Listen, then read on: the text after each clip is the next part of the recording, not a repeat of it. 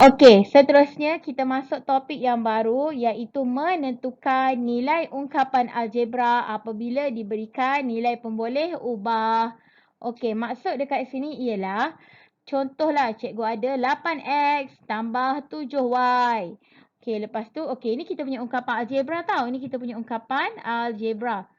Okey, lepas tu cikgu kata okeylah cuba cari nilai. Cuba cari nilai di atas ni nilai ungkapan algebra apabila dibagi X sama dengan 2 dan Y sama dengan 3. Jadi kita kena masukkan nilai 2 dan 3 ni kita kena masukkan ke dalam kita punya ungkapan algebra. Macam mana nak buat? Nanti kita tengok contoh. Okey, yang ini ya, contoh dia. Diberi X sama dengan 3 dan Y sama dengan 2. Cari nilai bagi 8X tolak 5Y tambah 7. Okey, kelas. Kita tahu kita punya ungkapan algebra adalah 8X tolak 5Y tambah 7. Okey, sekarang kita nak cari nilai. Dia minta kita cari nilai. Okey, sambil itu kita pun dah tahu juga X sama dengan 3 dan Y sama dengan 2. Okey, jadi macam mana kita nak masukkan nilai? Okey, ini 8 kan? 8, tak mahu cikgu nak guna warna lain. Warna yang sama. Okey, jadi 8 ini, okey.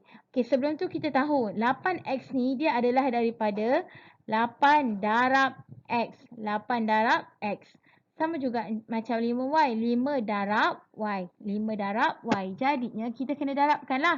Alright, jadi 8. Alright, dalam kurungan 2.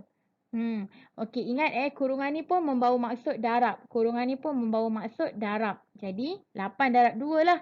Awak tak payah tulis 2 tahu, tak apa. Awak letak je kurungan 2. Sebabnya kurungan ni membawa maksud darab. Okey, tolak 5. Okey, tolak 5. Okey, Y kita tu berapa? Dia dah bagi Y kita sama dengan 2. Oh, sorry. Tadi X kita ni 8 darab 3. 8 darab 3. Y sama dengan 2. Okey, tambah 7. Tambah 7. Okey ya. Kelas, minta maaf tadi X ni ganti dengan 3. Saya tersilap tengok yang atas ni.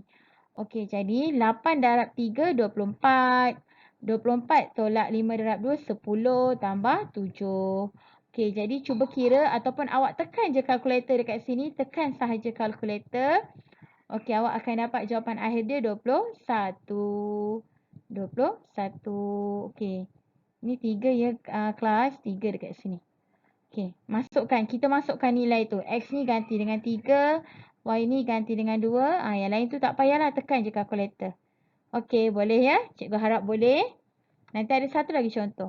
Okey, kita tengok pula contoh 2. Juga pada muka surat 109 pada buku teks awak.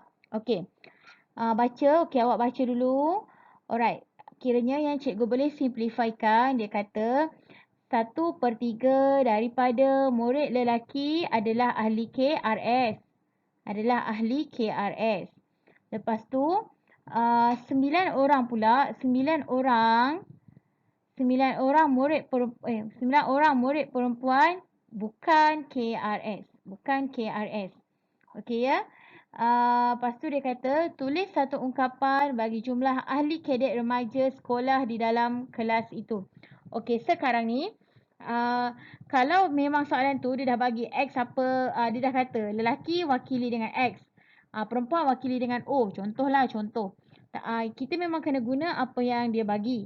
Tapi andai kata dia tak cakap. Macam ni lah contohnya. Dia suruh kita buat je ungkapan algebra. Kita boleh pilih huruf apa untuk mewakili lelaki dan perempuan.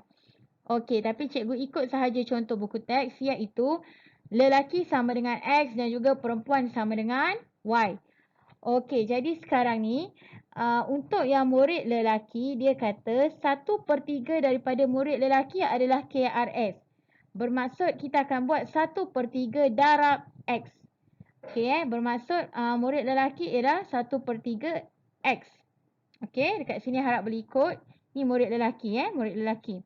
Okey, next. Next adalah murid perempuan. Dia kata 9 orang je dalam kelas tu yang murid perempuan dia bukan KRS. Maksudnya kita wakili murid perempuan kita dengan Y. Jadinya kesemua murid perempuan Y. 9 orang je bukan KRS. Jadi kita tolaklah 9 tu. Betul tak? Contoh macam ni lah. Andai kata kelas awak ada 12 orang murid perempuan. 5 orang bukan KRS. Jadi kita pun tolaklah 12 tolak 5. Sama lah macam ni. Murid perempuan semua Y. 9 orang bukan KRS. Jadilah Y tolak 9. Okey, ni murid perempuan lah. Ni untuk murid perempuan. Okey, sekarang dia kata. Tulis satu ungkapan bagi jumlah. Bila jumlah, kita kena tambahlah. Tambah yang lelaki. Tambahkan dengan perempuan. Okey, boleh ya? Lelaki kita sama dengan 1/3 X.